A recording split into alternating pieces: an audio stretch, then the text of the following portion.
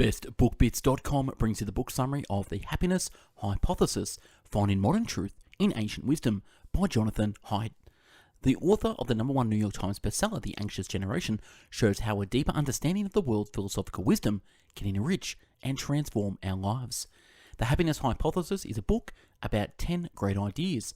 Each chapter is an attempt to savor one idea that has been discovered by several of the world's civilizations, to question it in light of what we now know from scientific research, and to extract from it its lessons that still apply to our modern lives and illuminate the causes of human flourishing. Award-winning psychologist Jonathan Haidt shows how a deeper understanding of the world's philosophical wisdom and its enduring maxims like do unto others as you would have others do unto you, or what doesn't kill you makes you stronger, can enrich and transform our lives. Before we start this summary, we at Best Book Bits have done over 1,000 book summaries in video and audio format, so follow us at bestbookbits.com, watch us at YouTube, and listen to us on Apple Podcast. On with the book summary. We might already have encountered the greatest ideas, the insight that would have transformed us had we savoured it, taken it to heart, and worked it into our lives. The foundational idea of this book: the mind is divided into parts that sometimes conflict, like a rider on the back of an elephant. The conscious, reasoning part of the mind has only limited control of what the elephant does. I'm a rider on the back of an elephant. I'm holding the reins in my hands and pulling one way or the other. I can tell the elephant to turn, to stop, or to go. I can direct things, but only when the elephant doesn't have the desires of his own. When the elephant really wants to do something, I'm no match for him. Buddha said, our life is the creation of our mind. The golden rule: reciprocity is the most important tool for getting along with people. Human thinking depends on metaphor. We understand new and complex things in relation to things we already know. Desire and reason are pulling in different directions. I see the right way and approve it, but follow the wrong. Confabulation: when we fabricate reasons to explain our own behavior. The writer is good at inventing convincing explanations for his behavior, even when it has no knowledge of the causes of your behavior. When the rest of us look out at the world, our emotional brains have instantly and automatically appraised the possibilities. One possibility usually jumps out at us as the obvious best one. We need only to use reason to weigh the pros and cons when 2 or 3 possibilities seem equally good. Human rationality depends critically on sophisticated emotionality. It is only because our emotional brains work so well that our reasoning can work at all. Exposure to words related to the elderly makes people walk more slowly. Words related to professors make people smarter at the game of Trivial Pursuit, and words related to soccer hooligans makes people dumber. Automatic processes have been through thousands of product cycles and are nearly perfect. This difference in maturity between automatic and controlled processes helps explain why we have inexpensive computers that can solve logic, math, and chess problems better than any human beings can. Most of us struggle with these tasks, but none of our robots, no matter how costly, can walk through the woods as well as the average 6-year-old child. Our perceptual and motor skills are superb. Marshmallow experiment: the successful children were those who locked away from the temptation or were able to think about other enjoyable activities. These thinking skills are an aspect of emotional intelligence, an ability to understand and regulate one's own feelings and desires. An emotionally intelligent person has a skilled rider who knows how to distract and coax the elephant without having to engage in a direct contest of wills. It's hard for the controller system to beat the automatic system by willpower alone. Once you understand the power of stimulus control, you can use it to your advantage by changing the stimuli in your environment and avoiding undesirable ones. By choosing to stare at something that revolts the automatic system, the rider can begin to change what the elephant will want in the future. Whenever I am on a cliff, a rooftop, or a high balcony, the empt of the perverse whispers in my ear, jump. It's not a command, it's just a word that pops into the consciousness. When I'm at a dinner party sitting next to someone I respect, the imp works hard to suggest the most inappropriate things I could possibly say. Who or what is the imp? Dan Wickner, one of the most perverse and creative social psychologists, has dragged the imp into a lab and made it confess to being an aspect of the automatic processing. Moral judgment is like aesthetic judgment. When you are seeing a painting, you usually know instantly and automatically whether you like it. If someone asks you to explain your judgment, you confabulate. Moral arguments are much the same. 2 people feel strongly about an issue, their feelings come first, and their reasons are invented on the fly to throw at each other. When you refute a person's judgment, does she generally change her mind and agree with you? Of course not, because the argument you defeated was not the cause of her position, it was made up after the judgment was already made. In moral arguments, the writer goes beyond being just an advisor to the elephant. He becomes a lawyer, fighting in court of public opinion to persuade others of the elephant's point of view. What we are today comes from our thoughts of yesterday, and our present thoughts build our life of tomorrow. Our life is the creation of our mind. To take something philosophically means to accept a great misfortune without weeping or even suffering. We use this term in part because of the calmness, self-controlled, and courage that three ancient philosophers, Socrates, Seneca, and Boethius, showed while they awaited their executions. Adverse fortune is more beneficial than good fortune. The latter only makes men greedy for more, but adversity makes them strong. No man can ever be secure until he has been forsaken by fortune. Nothing brings happiness unless you are content with it. Epiphanies can be life-altering, but most fade in days or weeks. The writer can't just decide to change and then order the elephant to go along with the program. Lasting change can only come by retraining the elephant, and that's hard to do. Whenever you see or hear a word that resembles your name, a little flash of pleasure biases you toward thinking the thing is good. People named Dennis or Denise are slightly more likely than people with other names to become more dentist. Men named Lawrence and women named Laurie are more likely to become lawyers.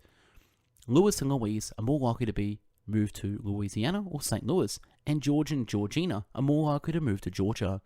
The own name preference even shows up in marriage records.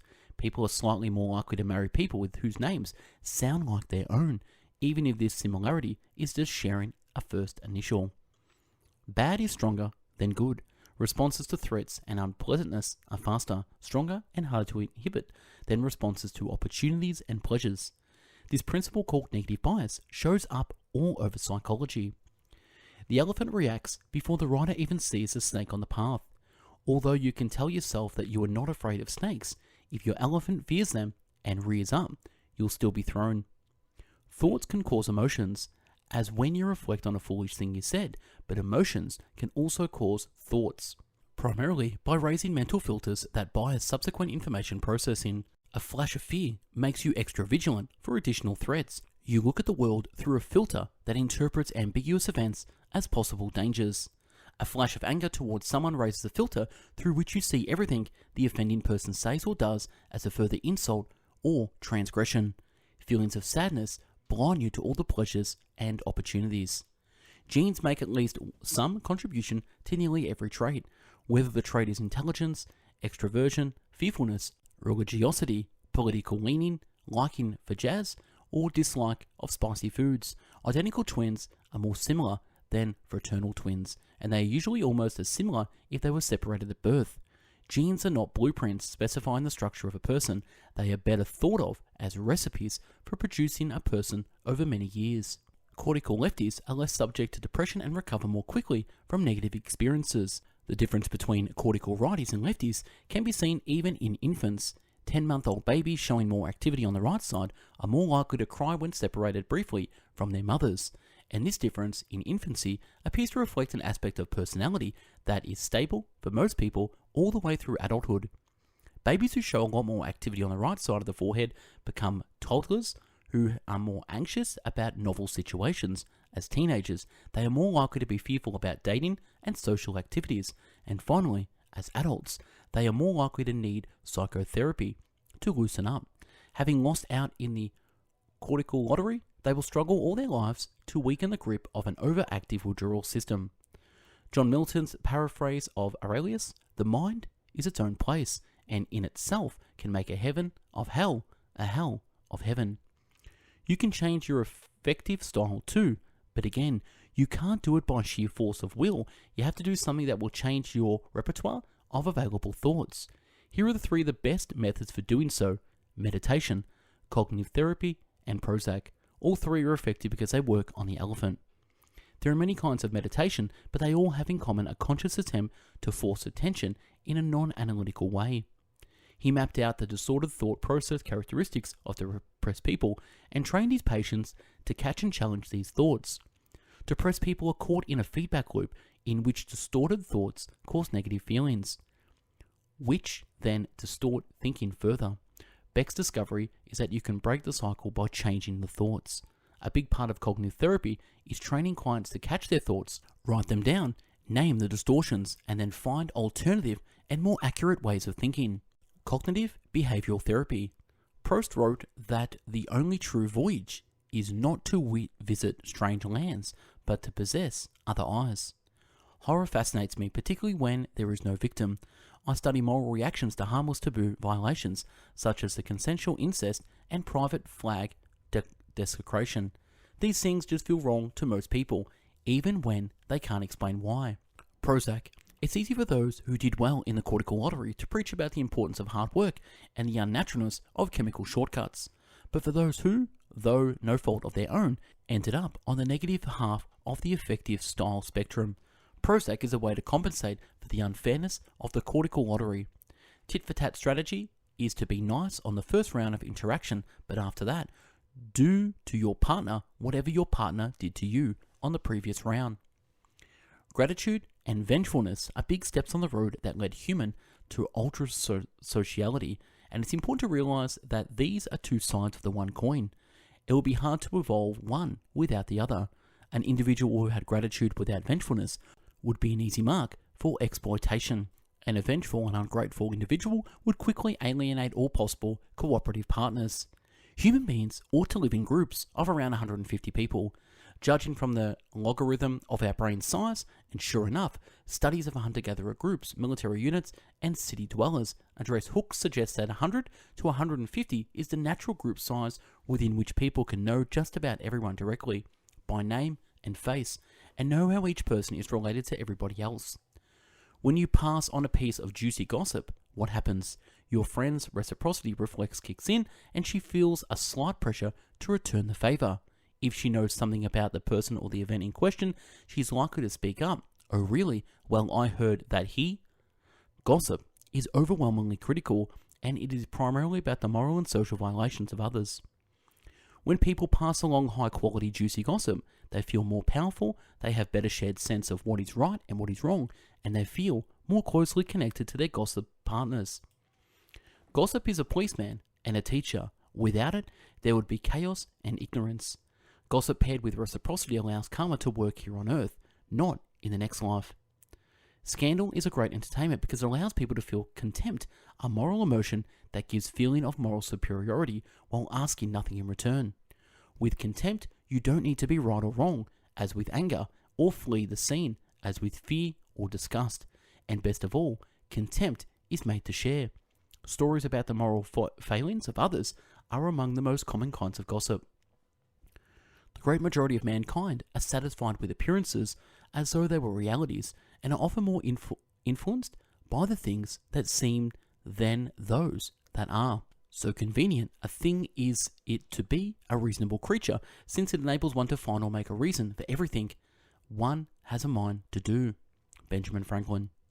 People will hold pervasive positive illusions about themselves, their abilities, and their future prospects are mentally healthier, happier, and better liked than people who lack such illusions. People really are open to information that will predict the behavior of others, but they refuse to adjust their self-assessments. Naive realism. Each of us thinks we see the world directly as it really is.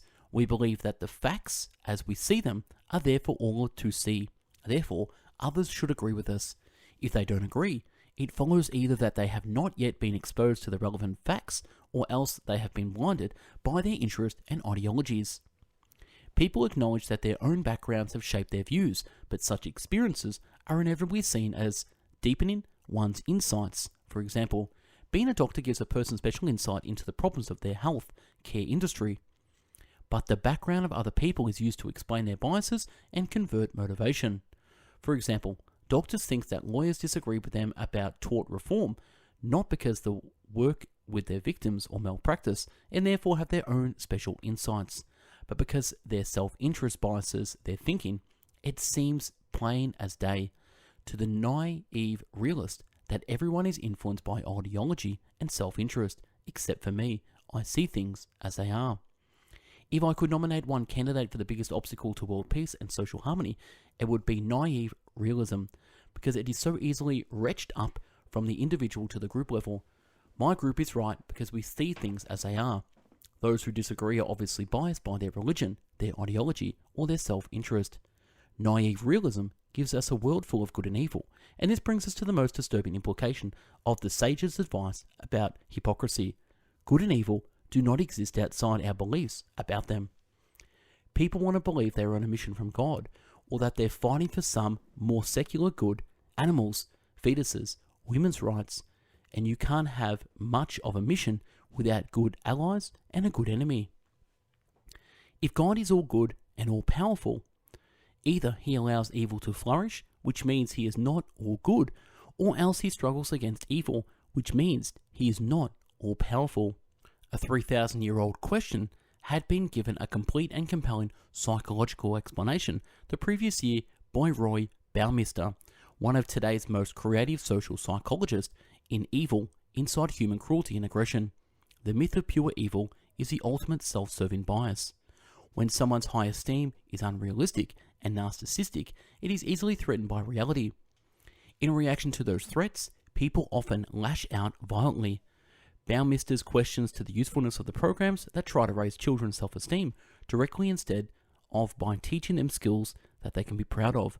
Such direct enhancement can potentially foster unstable narcissism. To really get a mass atrocity going, you need idolism. The belief that your violence is a means to a moral end. The major atrocities of the 20th century were carried out largely either by men who thought they were creating a utopia, or else by men who believed that they were defending their homeland or tribe from attack. Idolism easily becomes dangerous because it brings with it, almost inevitably, the belief that the end justifies the means. If you are fighting for good or for God, what matters is the outcome, not the path. The world we live in is not really one made of rocks, trees, or physical objects. It is a world of insults, opportunities, status symbols, betrayals, saints, and sinners. And this moralism, righteousness, and hypocrisy, it's beyond silly. It is tragic, for it suggests that human beings will never achieve a state of lasting peace and harmony. So what can you do about it? The first step is to see it as a game and stop taking it so seriously. Write down your thoughts, learn to recognize the distortions in your thoughts, and then think of a more appropriate thought. You will see the fault in yourself only if you set out on a deliberate and effortful quest to look for it. Try this now.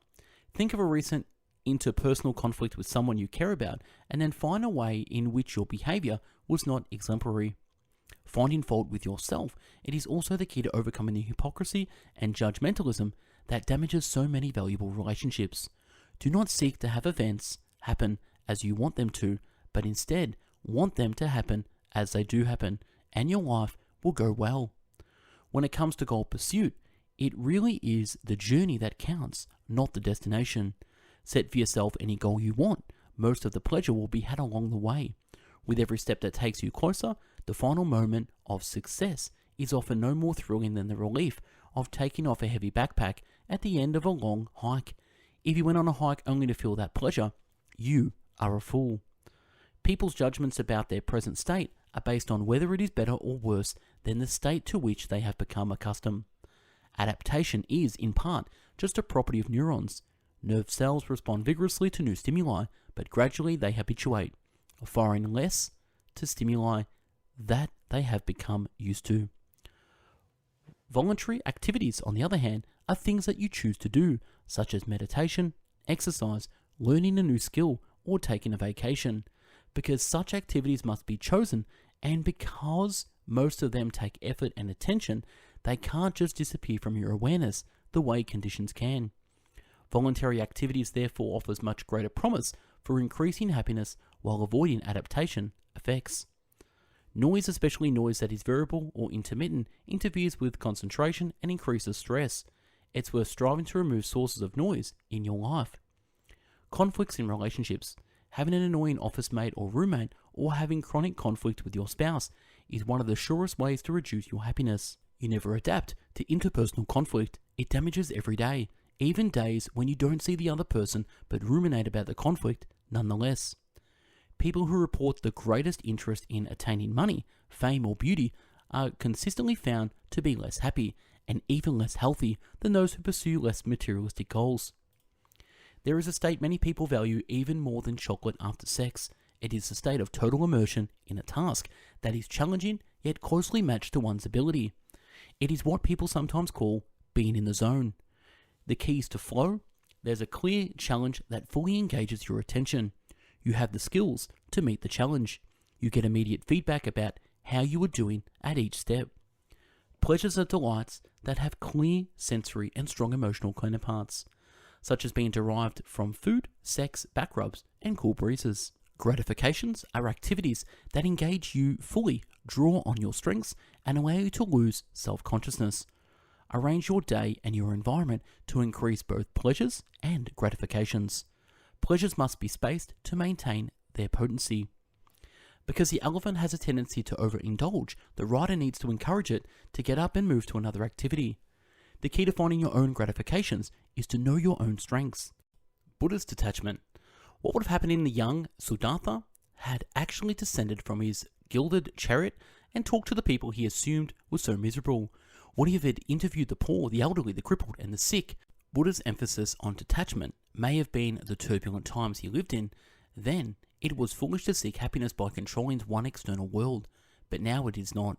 People living in wealthy democracies can set long-term goals and expect to meet them. We are immunized against disease, sheltered from storms, etc. Although all of us will get unwanted surprises along the way, we'll adapt and cope with nearly all of them, and many of us will believe we are better off for having suffered. So to cut off all attachments, to shun the pleasures of sensuality and triumph in an effort to escape the pains of loss and defeat. This now strikes me as an inappropriate response to the inevitable presence of some suffering in every life. Calm, non-striving, advocated by Buddha, is designed to avoid passion, and a life without passion is not a human life. Yes, attachments bring pain, but they also bring our greatest joys. Giving monkeys raisins as a reward for each correct step in solving a puzzle, such opening a mechanical latch with several moving parts, actually interferes with the solving because it distracts the monkeys. They enjoy the task for its own sake. If you want your children to grow up to be healthy and independent, you should hold them, hug them, cuddle them, and love them. Give them a secure base, and they will explore and then conquer the world on their own. If the model says that mum is always there for you, you'll be bolder in your play and explorations. If the metaphor for passionate love is fire, the metaphor for compassionate love is vines growing, intertwining, and gradually binding two people together. People are not allowed to sign contracts when they are drunk, and I sometimes wish we could prevent people from proposing marriages when they are high on passionate love. If you are in passionate love and want to celebrate your passion, read poetry. If your adore has calmed and you want to understand your evolving relationship, read psychology. If you've just ended the relationship but want to believe you are better off without love, read philosophy. People in all cultures have a pervasive fear of death.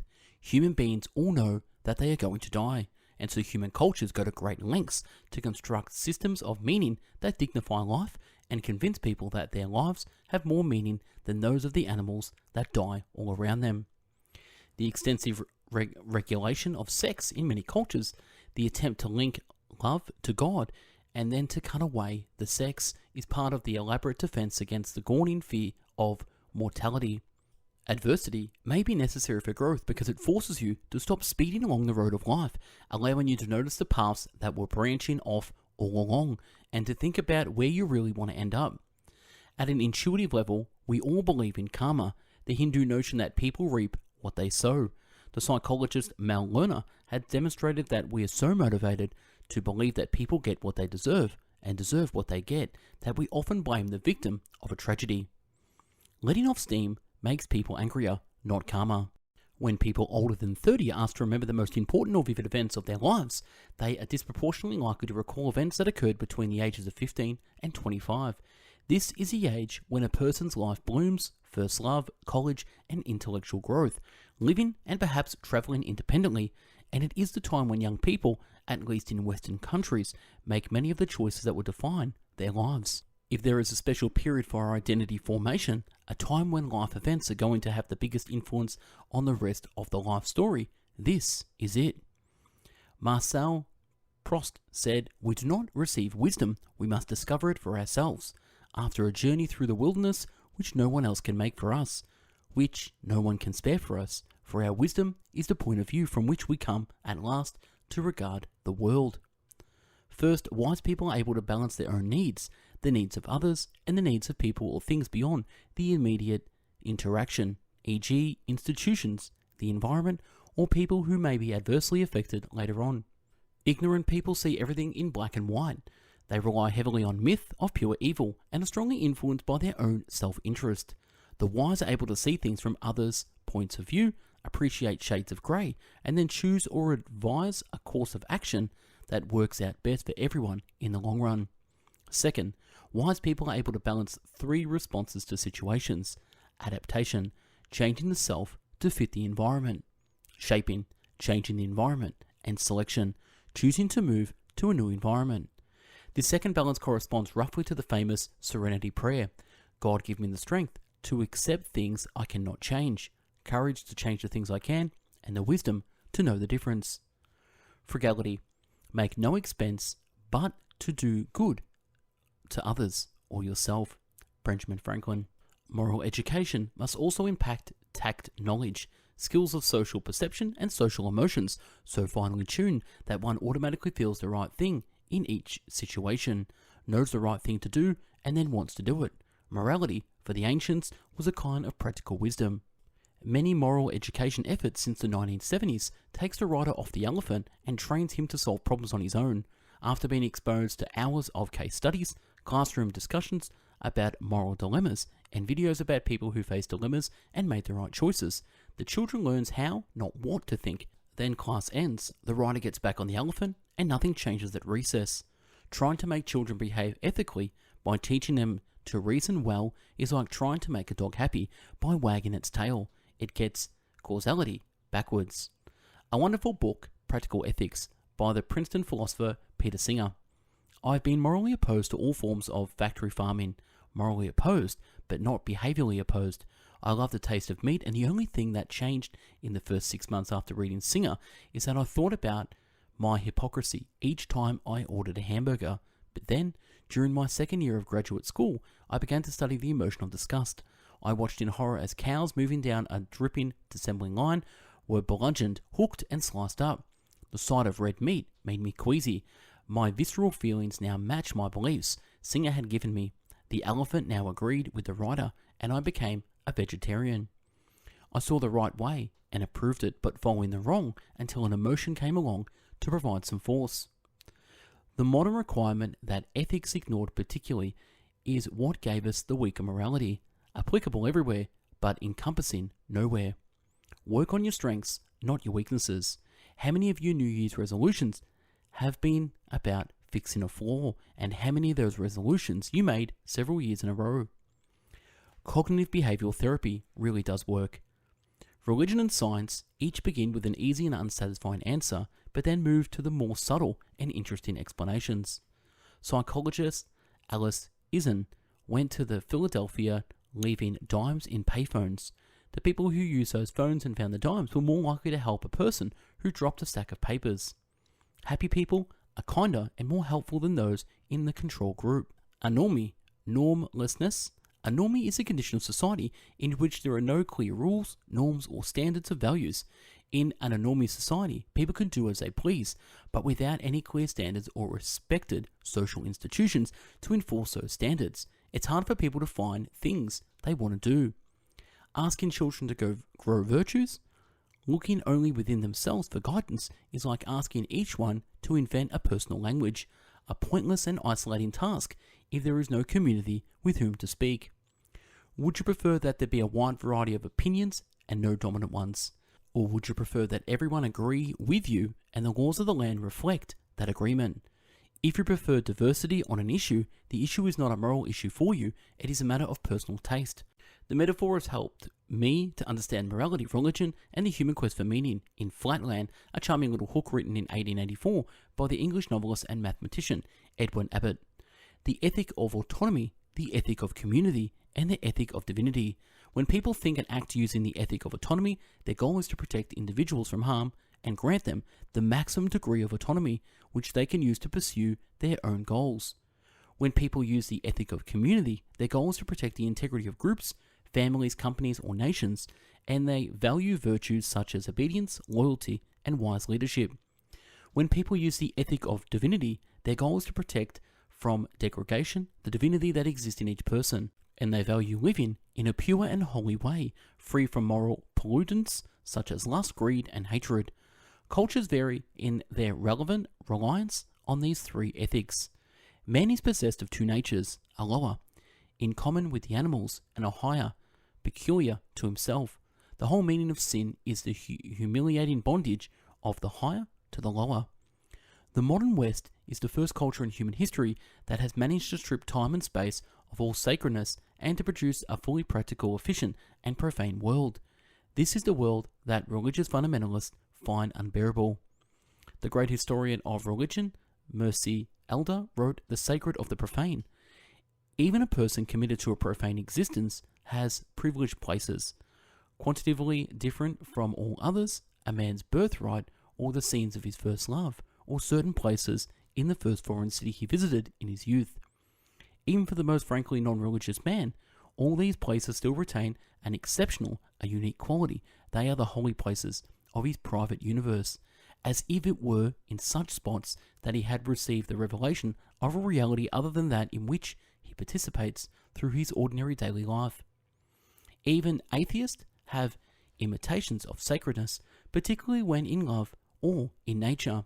We just don't infer that God caused those feelings. Awe is the emotion of self-transcendence. The self is the main obstacle to spiritual advancement in three ways. 1. The constraint stream of trivial concerns and egocentric thoughts keeps people locked in the material and profane world, unable to perceive sacredness and divinity. This is why Eastern religions rely heavily on meditation, an effective means of quietening the chatter of the self. 2. Spiritual transformation is essentially the transformation of the self, weakening it, pruning it back, in some sense, killing it. And often, the self objects give up my possessions about the prestige they bring. No way. Love my enemies. After what they did to me, forget about it. Following a spiritual path is inevitably hard work, requiring years of meditation, prayer, self-control, and sometimes self-denial. The self does not like to be denied, and it is apt at finding reasons to bend the rules or cheat. Many religions teach that egotistic attachments to pleasure and reputation are constant temptations to leave the path of virtue. In a sense, the self is Satan, or at least Satan's portal. Only by seeing the self in this way can one understand or even respect the moral motivations of those who want to make society conform more closely to the particular religion they follow. Love and work for people are obvious analogies to water and sunshine for plants. When Freud was asked what a normal person should be able to do well, he is reputed to have said love and work. We get more pleasure from making progress towards our goals than we do from achieving them. Most people approach their work in one of three ways: as a job, a career, or a calling. If you see your work as a job, you do it only for the money. You look at the clock frequently while dreaming about the weekend ahead, and you probably pursue hobbies which satisfy your needs more thoroughly than does your work. If you see your work as a career, you have larger goals of advancement, promotion, and prestige. If you see your work as a calling, however, you find your work intrinsically fulfilling. You are not doing it to achieve something else. You see your work as contributing to the greater good or as playing a role in some larger enterprise, the worth of which seems obvious to you. You have frequent experiences of flow during the workday, and you neither look forward to quitting time nor feel the desire to shout, "Thank God it's Friday." You would continue to work perhaps even without pay if you suddenly became very wealthy. You might think that blue-collar workers have jobs, managers have careers, and more respected professionals, doctors, scientists, and the clergy, have callings. But all three orientations represented in almost every occupation examined. Those janitors who worked this way saw their work as a calling and enjoyed it far more than those who saw it as a job. Work at its best, then, is about connection, engagement, and commitment. Work is love made visible. Love and work are crucial for human happiness because when done well, they draw us out of ourselves and into connection with people and projects beyond ourselves. Happiness comes from getting these connections right. When doing good, doing high quality work that produces something of us to others, matches up with doing well, achieving wealth and professional advancement, a field is healthy. Genetics, for example, is a healthy field because all parties involved respect and reward the very best science. Journalism into just another profit center where the only thing that mattered was, will it sell, and will it outsell our competitors? Good journalism was sometimes bad for business. Journalists who worked for those empires confessed having a sense of being forced to sell out and violate their own moral standards. Their world was unaligned, and they could not become vitally engaged in the larger but ignoble mission of gaining market share at any cost. A coherent profession, such as genetics, can get on with the business of genetics, while an incoherent profession, like journalism, spends a lot of time on self-analysis and self-criticism. If your lower level trait match up with your coping mechanisms, which in turn are consistent with your life story, your personality is well integrated and you can get on with the business of living. When these levels do not cohere, you are likely to be torn by internal contradictions and neurotic conflicts. You might need adversity to knock yourself into alignment.